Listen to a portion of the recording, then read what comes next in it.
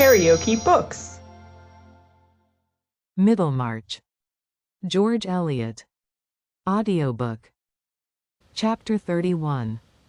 How will you know the pitch of that great bell? Too large for you to stir?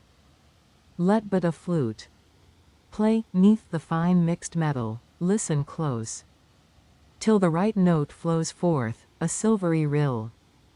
Then shall the huge bell tremble, then the mass, with myriad waves concurrent shall respond, in low soft unison.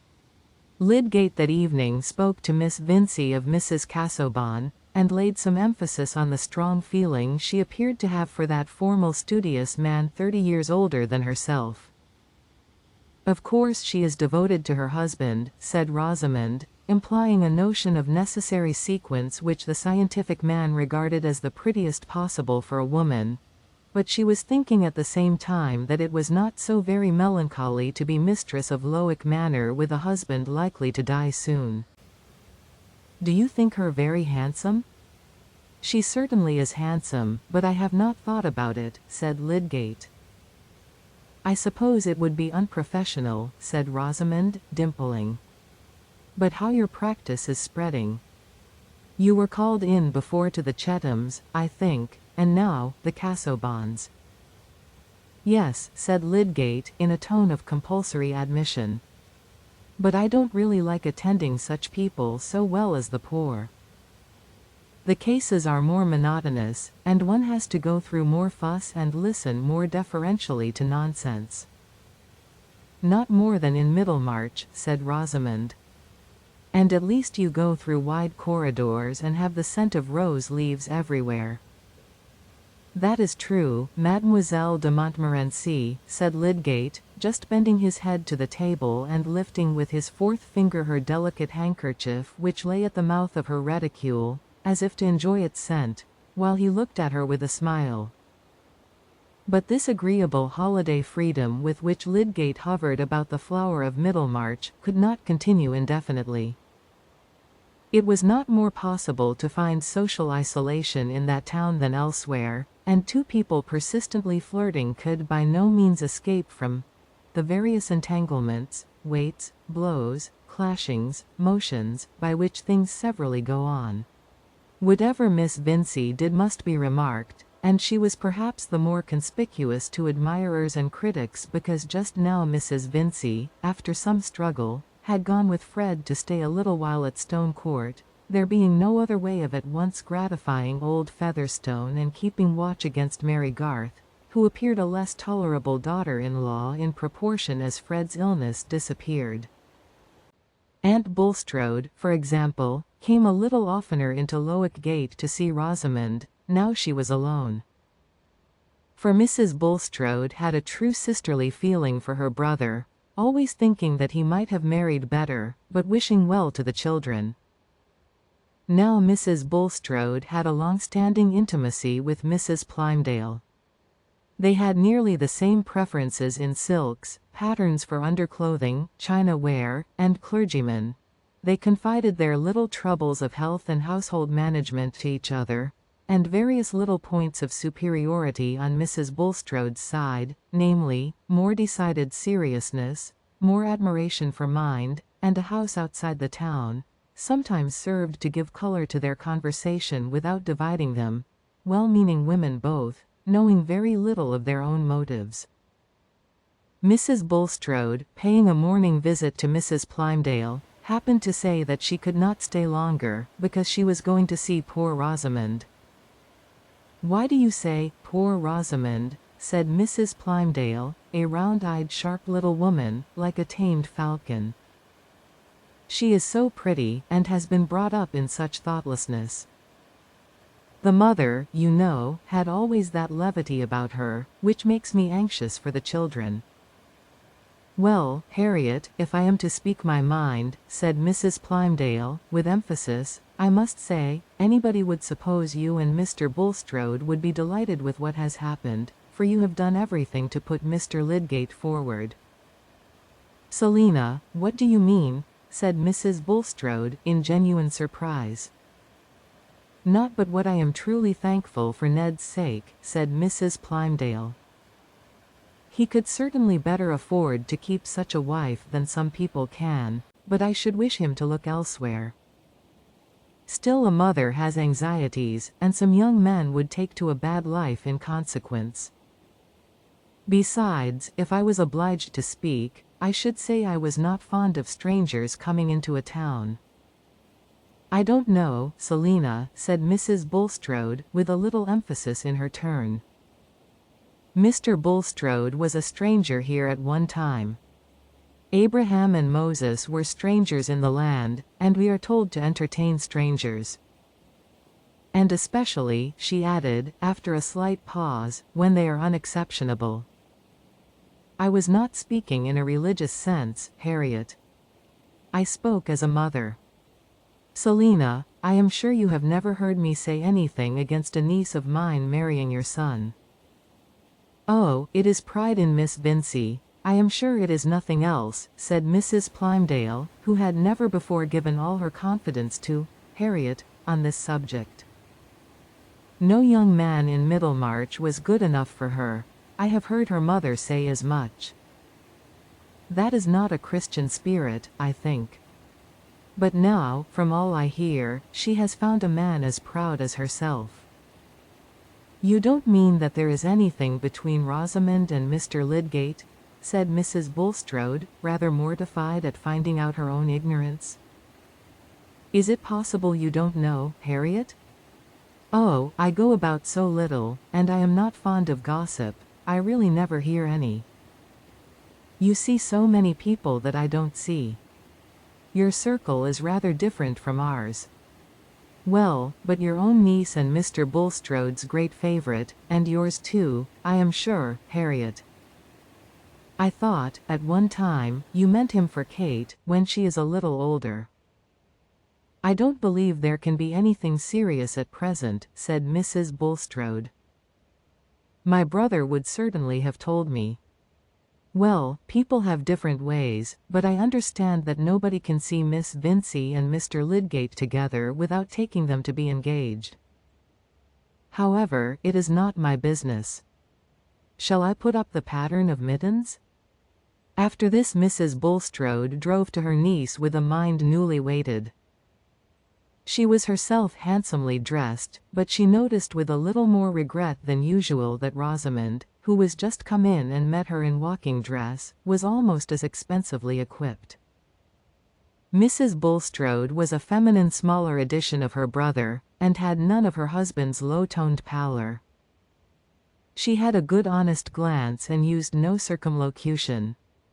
You are alone, I see, my dear, she said, as they entered the drawing-room together, looking round gravely. Rosamond felt sure that her aunt had something particular to say, and they sat down near each other. Nevertheless, the quilling inside Rosamond's bonnet was so charming that it was impossible not to desire the same kind of thing for Kate, and Mrs. Bulstrode's eyes, which were rather fine, rolled round that ample quilled circuit while she spoke.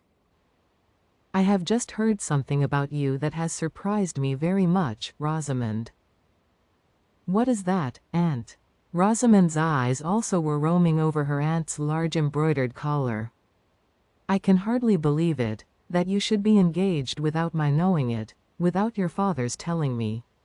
Here Mrs. Bulstrode's eyes finally rested on Rosamond's, who blushed deeply, and said, I am not engaged, aunt. How is it that every one says so, then, that it is the town's talk?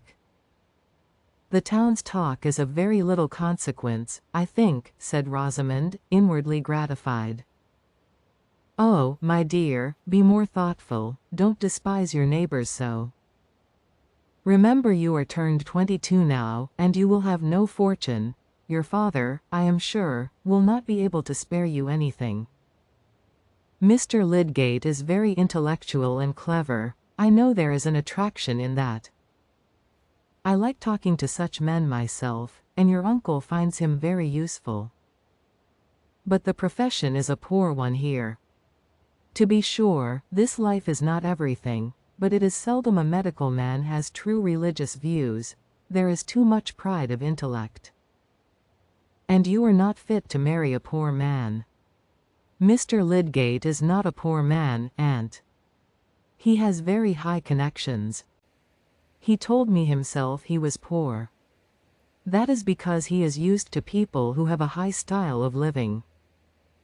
My dear Rosamond, you must not think of living in high style.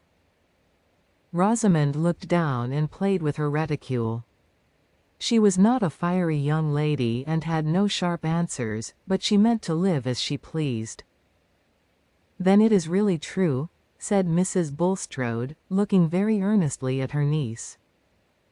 You are thinking of Mr. Lydgate. There is some understanding between you, though your father doesn't know. Be open, my dear Rosamond. Mr. Lydgate has really made you an offer? Poor Rosamond's feelings were very unpleasant. She had been quite easy as to Lydgate's feeling and intention, but now when her aunt put this question she did not like being unable to say yes. Her pride was hurt, but her habitual control of manner helped her. Pray excuse me, aunt. I would rather not speak on the subject. You would not give your heart to a man without a decided prospect, I trust, my dear. And think of the 2 excellent offers I know of that you have refused, and one still within your reach, if you will not throw it away. I knew a very great beauty who married badly at last, by doing so. Mr. Ned Plymdale is a nice young man, some might think good-looking, and an only son, and a large business of that kind is better than a profession. Not that marrying is everything. I would have you seek first the kingdom of God. But a girl should keep her heart within her own power. I should never give it to Mr. Ned Plymdale, if it were. I have already refused him. If I loved, I should love at once and without change, said Rosamond, with a great sense of being a romantic heroine, and playing the part prettily. I see how it is, my dear, said Mrs. Bulstrode, in a melancholy voice, rising to go. You have allowed your affections to be engaged without return. No, indeed, aunt, said Rosamond, with emphasis. Then you are quite confident that Mr. Lydgate has a serious attachment to you? Rosamond's cheeks by this time were persistently burning, and she felt much mortification. She chose to be silent, and her aunt went away all the more convinced. Mr. Bulstrode in things worldly and indifferent was disposed to do what his wife bade him, and she now, without telling her reasons, desired him on the next opportunity to find out in conversation with Mr. Lydgate whether he had any intention of marrying soon. The result was a decided negative. Mr. Bulstrode, on being cross-questioned, showed that Lydgate had spoken as no man would who had any attachment that could issue in matrimony. Mrs. Bulstrode now felt that she had a serious duty before her, and she soon managed to arrange a tête-à-tête with Lydgate, in which she passed from inquiries about Fred Vincey's health, and expressions of her sincere anxiety for her brother's large family, to general remarks on the dangers which lay before young people with regard to their settlement in life. Young men were often wild and disappointing, making little return for the money spent on them, and a girl was exposed to many circumstances which might interfere with her prospects. Especially when she has great attractions, and her parents see much company, said Mrs. Bulstrode. Gentlemen pay her attention, and engross her all to themselves, for the mere pleasure of the moment, and that drives off others.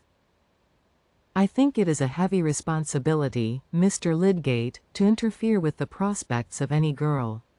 Here Mrs. Bulstrode fixed her eyes on him, with an unmistakable purpose of warning, if not of rebuke.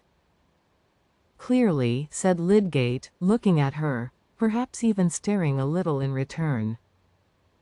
On the other hand, a man must be a great coxcomb to go about with a notion that he must not pay attention to a young lady lest she should fall in love with him, or lest others should think she must. Oh, Mr. Lydgate, you know well what your advantages are. You know that our young men here cannot cope with you. Where you frequent a house, it may militate very much against a girl's making a desirable settlement in life, and prevent her from accepting offers even if they are made.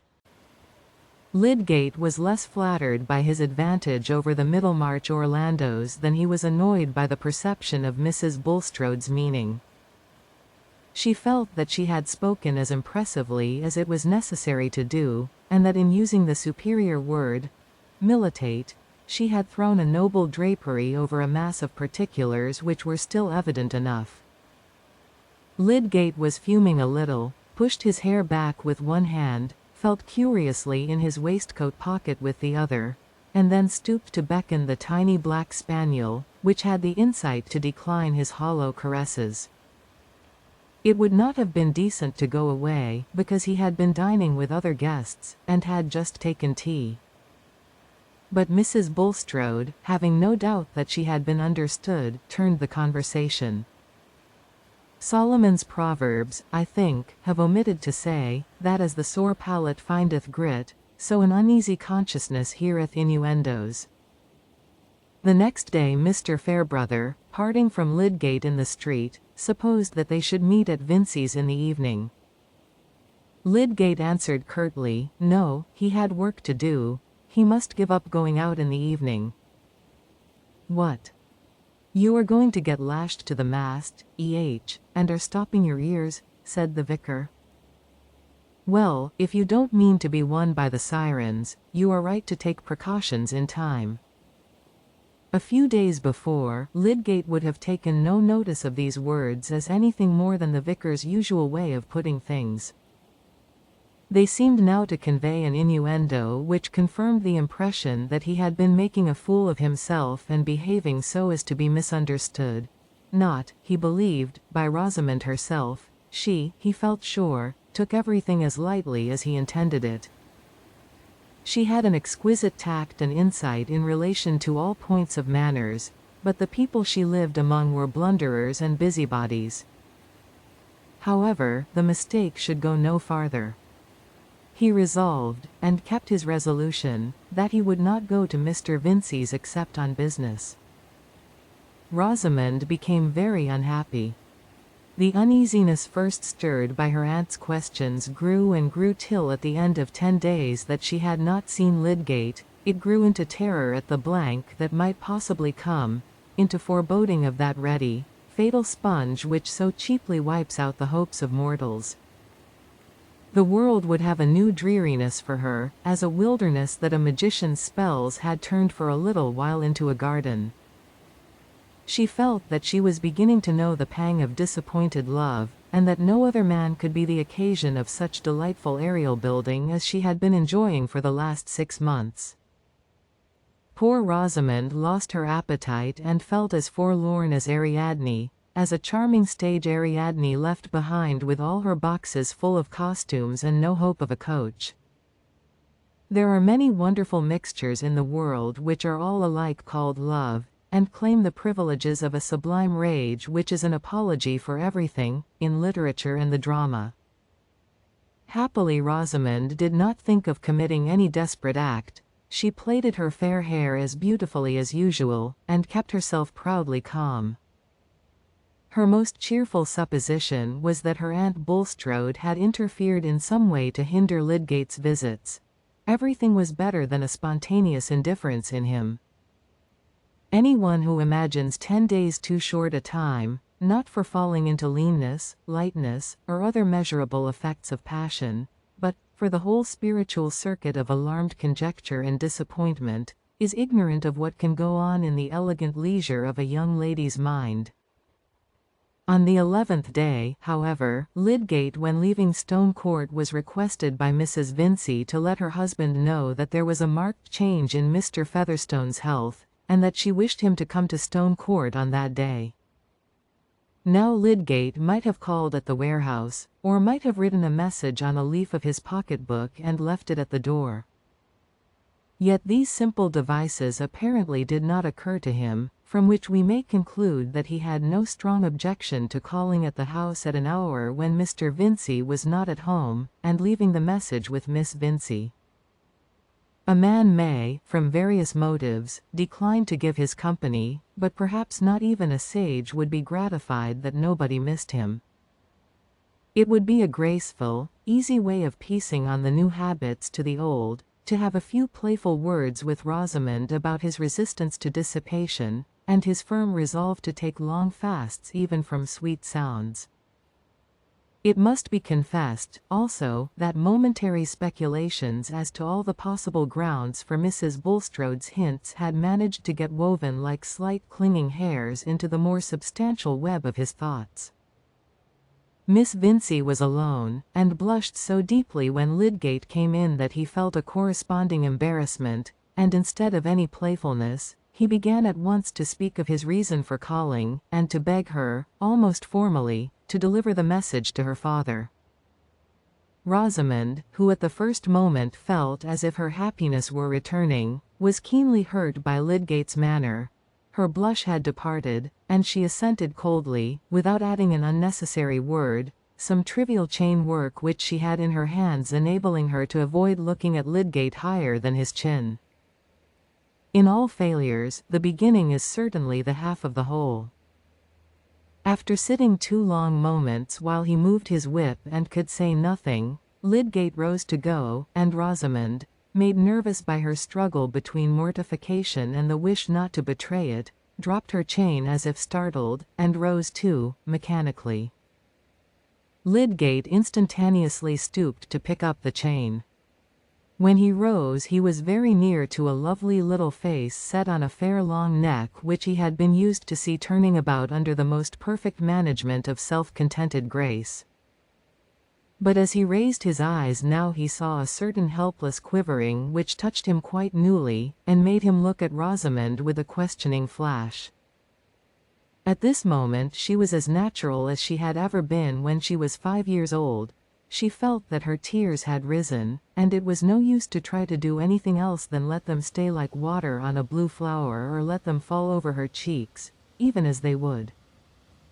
That moment of naturalness was the crystallizing feather touch. It shook flirtation into love.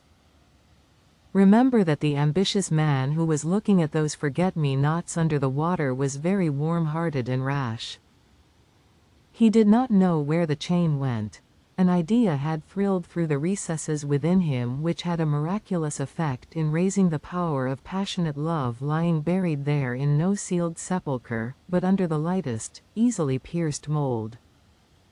His words were quite abrupt and awkward, but the tone made them sound like an ardent, appealing avowal. "What is the matter? You are distressed. Tell me, pray." Rosamond had never been spoken to in such tones before. I am not sure that she knew what the words were, but she looked at Lydgate and the tears fell over her cheeks. There could have been no more complete answer than that silence, and Lydgate, forgetting everything else, completely mastered by the outrush of tenderness at the sudden belief that this sweet young creature depended on him for her joy, actually put his arms round her, folding her gently and protectingly. He was used to being gentle with the weak and suffering, and kissed each of the 2 large tears. This was a strange way of arriving at an understanding, but it was a short way. Rosamond was not angry, but she moved backward a little in timid happiness, and Lydgate could now sit near her and speak less incompletely. Rosamond had to make her little confession, and he poured out words of gratitude and tenderness with impulsive lavishment. In half an hour he left the house an engaged man, whose soul was not his own, but the woman's to whom he had bound himself. He came again in the evening to speak with Mr. Vincey, who, just returned from Stone Court, was feeling sure that it would not be long before he heard of Mr. Featherstone's demise. The felicitous word, demise, which had seasonably occurred to him, had raised his spirits even above their usual evening pitch. The right word is always a power, and communicates its definiteness to our action. Considered as a demise, old Featherstone's death assumed a merely legal aspect, so that Mr. Vincey could tap his snuff-box over it and be jovial, without even an intermittent affectation of solemnity. and Mr. Vincey hated both solemnity and affectation. Who was ever awestruck about a testator, or sang a hymn on the title to real property? Mr. Vincey was inclined to take a jovial view of all things that evening. He even observed to Lydgate that Fred had got the family constitution after all, and would soon be as fine a fellow as ever again, and when his approbation of Rosamond's engagement was asked for, he gave it with astonishing facility, passing at once to general remarks on the desirableness of matrimony for young men and maidens, and apparently deducing from the whole the appropriateness of a little more punch. If you liked what you heard, please subscribe to the channel.